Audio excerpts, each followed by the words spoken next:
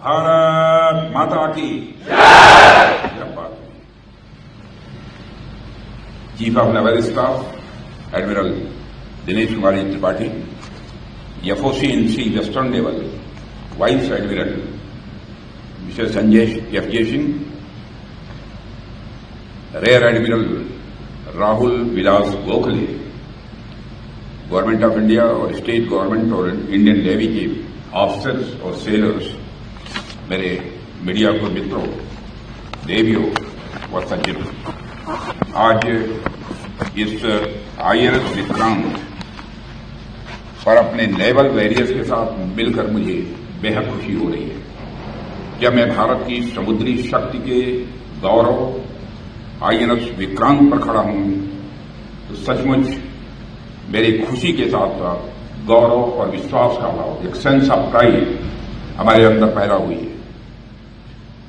जब तक राष्ट्र की समुद्री सीमाओं की सुरक्षा आपके मजबूत हाथों में है, तब तक भारत को कोई तिरछी निगाहों से नहीं देख सकता, ऐसा मेरा पक्का विश्वास है। वैसे भी विक्रांत का अर्थ होता है अदम्य साहस और अपराजेय शक्ति।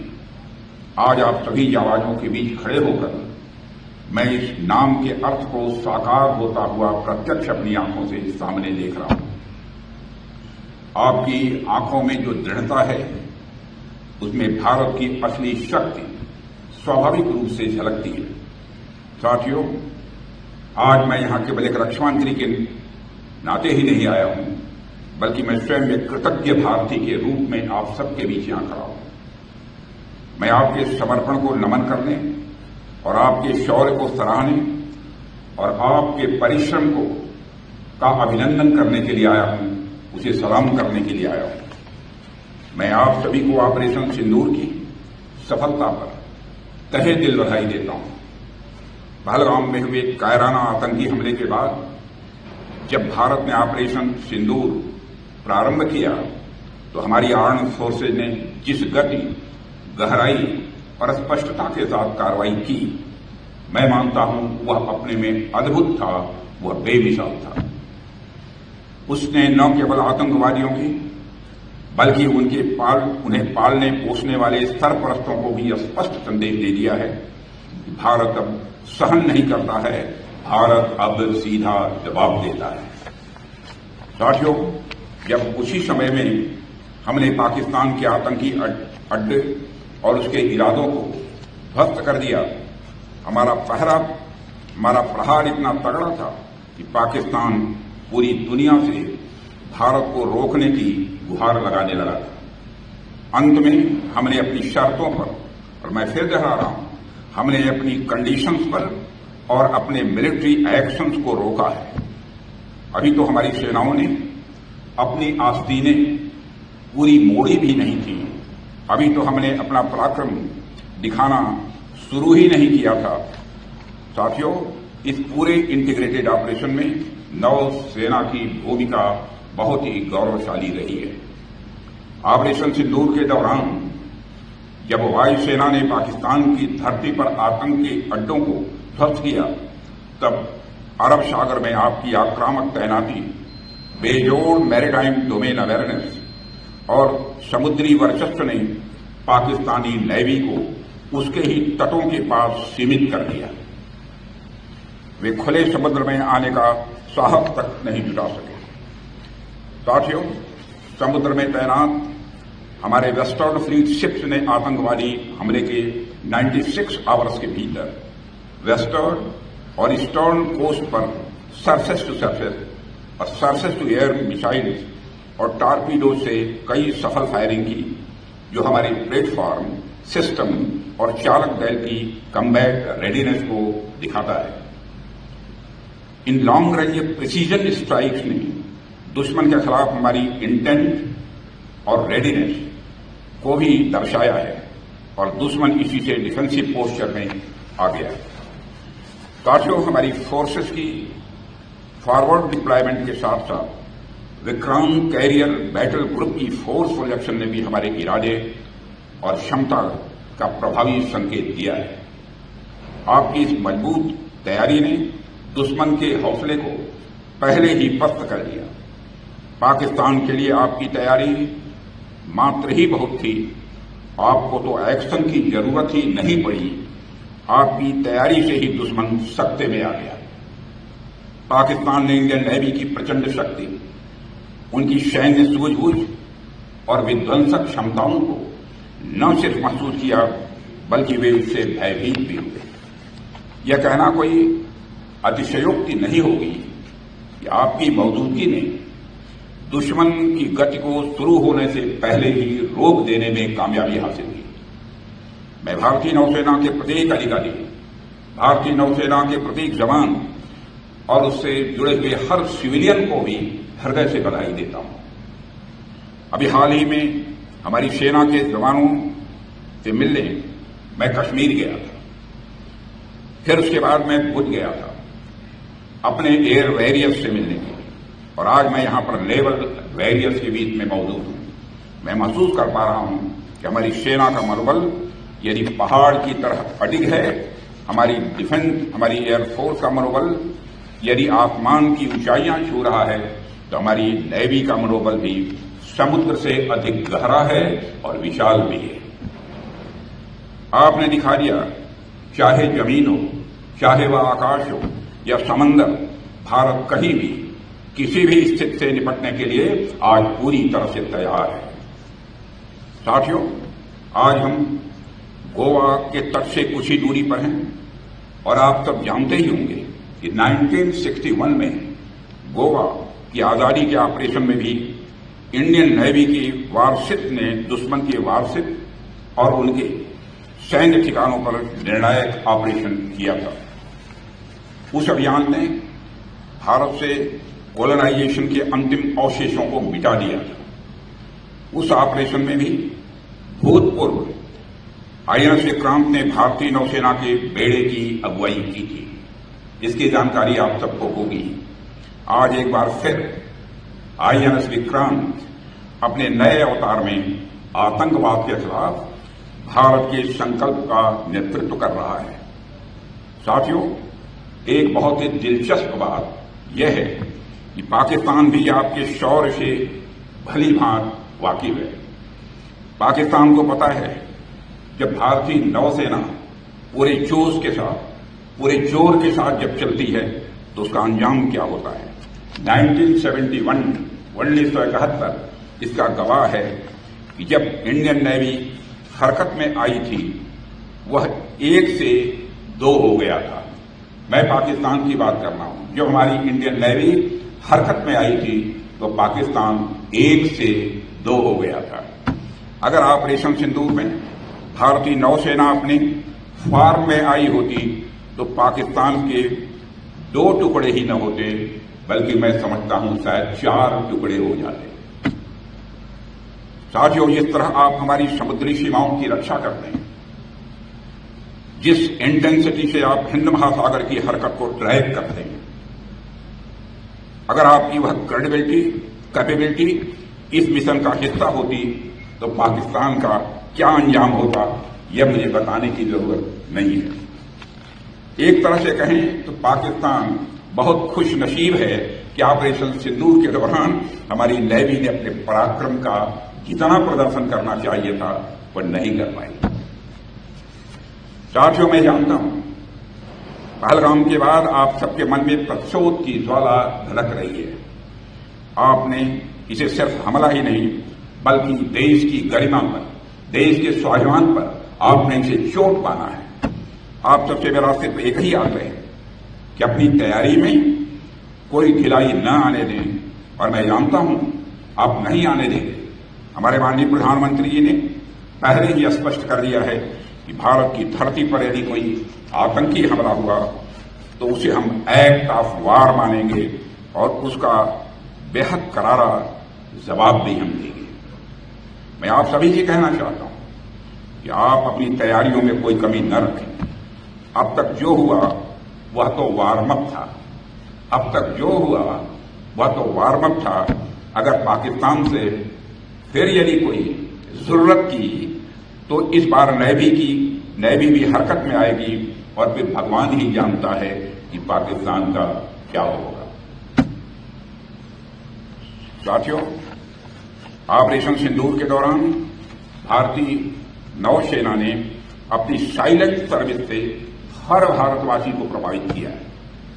खामोश रहकर भी भारतीय सेना ने पाकिस्तानी सेना को बांध कर रखने में कामयाबी हासिल की है।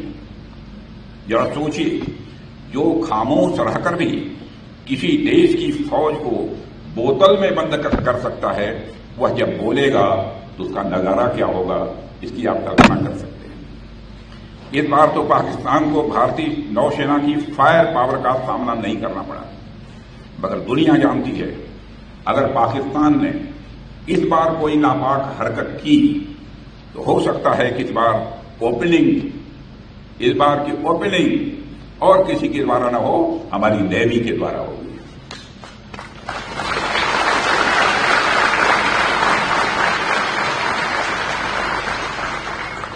साथियों, पाकिस्तान को यह समझ लेने की जरूरत है, आतंकवाद के जिस खतरनाक खेल को वह आजादी के समय से ही खेलता आ रहा है, उसकी मियाद अब खत्म हो चुकी है। अब जब भी पाकिस्तान भारत के खिलाफ किसी आतंकवादी हरकत को शह देगा तो न केवल उसका खामियाजा उसे भुगतना पड़ेगा, बल्कि हर बार की तरह उसे हार का भी सामना करना ही पड़ेगा। ऑपरेशन सिंदूर सिर्फ एक मिलिट्री एक्शन नहीं थे, बल्कि आतंकवाद के खिलाफ भारत का एक फ्रंटल असॉल्ट है। हम आतंकवाद के खिलाफ हर उस तरीके का इस्तेमाल करेंगे जो पाकिस्तान सोच सकता है, मगर हम उन तरीकों का भी इस्तेमाल करेंगे जो पाकिस्तान कभी सोच भी नहीं सकता। पाकिस्तान की धरती से भारत विरोधी गतिविधियां खुलेआम चलाई जा रही हैं। भारत आतंकवादियों के खिलाफ सरहद और समंदर के इस पार और उस पार दोनों तरफ हर तरह का ऑपरेशन चलाने के लिए पूरी तरह से स्वतंत्र है। आतंकवाद के खिलाफ अपने नागरिकों की सुरक्षा करने के अधिकार को आज पूरी दुनिया अच्छी तरह से एक्नॉलेज कर रही है।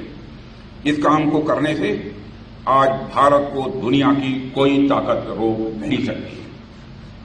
पाकिस्तान के हक में यही बात होगी कि वह अपनी जमीन पर चल रही आतंकवाद की नर्सरी को अपने हाथों से उखाड़ देंगे।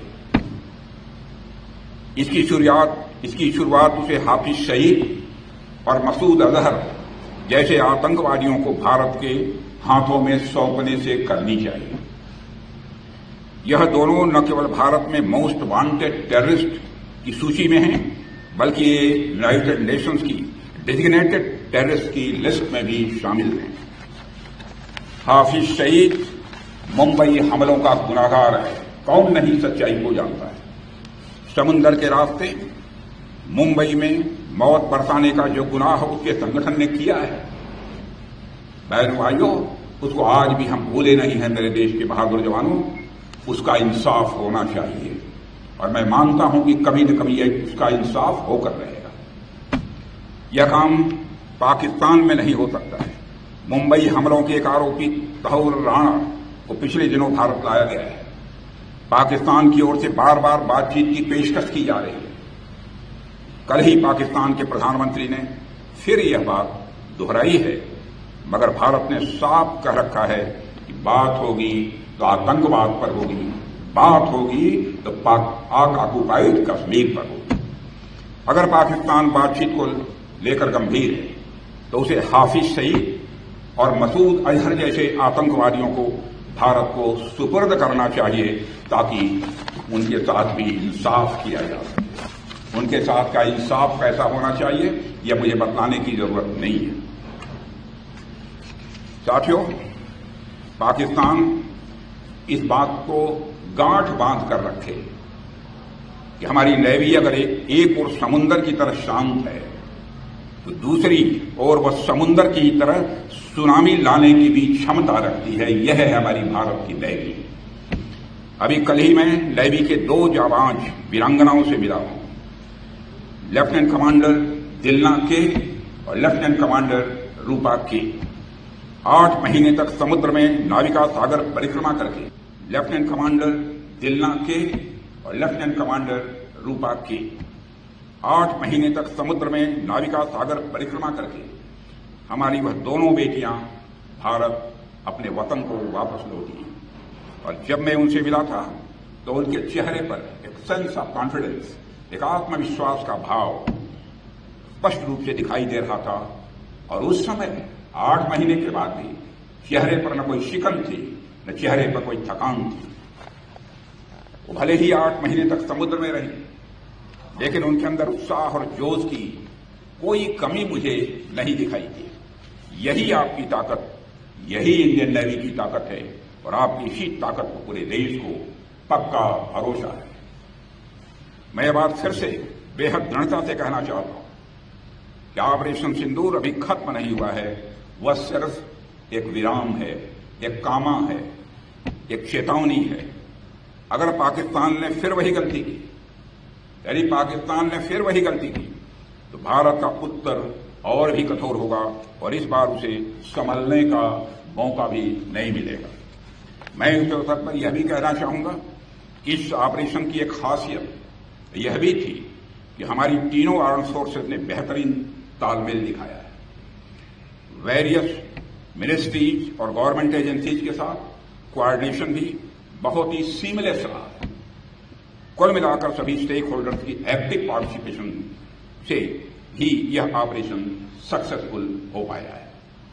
साथियों, आज हम एक ऐसे युग में हैं जहां युद्ध सिर्फ गोलियों और बमों से नहीं लड़े जाते, बल्कि साइबर स्पेस, डाटा डोमिनेंस और स्ट्रेटेजिक डेटरेंस से भी लड़े जाते हैं। और मैं यह गर्व के साथ कह सकता हूं कि हमारी नेवी इन सभी क्षेत्रों में मजबूती के साथ अपने कदम आगे बढ़ा रही है। साथियों, इंडियन नेवी आज सिर्फ हिंद महासागर की प्रहरी नहीं है, बल्कि एक रणनीतिक ताकत बन चुकी है, स्ट्रेटेजिक पावर बन चुकी है, जो इंडियन ओशन रीजन में भारत की उपस्थिति को सशक्त बनाती है और शत्रु को यह चेतावनी देती है। भारत अब केवल रीजनल पावर नहीं है, भारत अब केवल क्षेत्रीय शक्ति नहीं है, बल्कि वैश्विक शक्ति बनने की दिशा में तेजी के साथ भारत अग्रसर हो रहा है, हमारे प्रधानमंत्री मोदी जी के नेतृत्व में। साथियों, INS विक्रांत की मौजूदगी, उसकी मारक क्षमता और आप जैसे रणबांकुरों की अडिग निष्ठा, यह सब मिलकर भारत को एक ऐसे मुकाम पर ले जा रहे हैं जहां से कोई भी चुनौती हमारे सामने छोटी नजर आ रही है। साथियों, आपका जीवन अनुशासन, समर्पण और इस दोनों के साथ साथ बलिदान की भी मिसाल है। जब देश चैन की नींद सोता है, तब आप समुद्र के सीने पर तैनात रहते हैं। आप न दिन देखते हैं, न रात देखते हैं, न मौसम देखते हैं, न आप परिस्थिति देखते हैं।